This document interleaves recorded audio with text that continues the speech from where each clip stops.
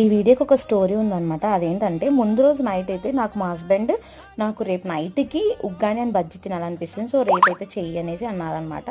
So సరే okay అనుకున్నాను. But ఆ రోజు అంటే చేయాల్సిన రోజు అయితే నేను ఆఫ్టర్నూన్ ఆఫీస్ నుంచి వచ్చాను. చాలా ఎండకంటే ఎండకొచ్చాను. లిటరల్లీ చాలా హెడ్ఏక్ వచ్చేసింది. సో పడుకున్నాను.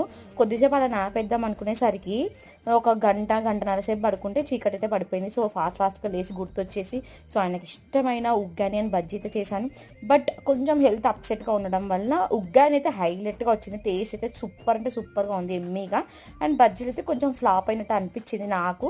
బట్ మా హస్బెండ్కి అయితే నువ్వు ఏది పెట్టినా నేను తినేస్తా బుజ్జి అన్నట్టు అయితే ఒక డైలాగ్ అయితే వేశాడనమాట.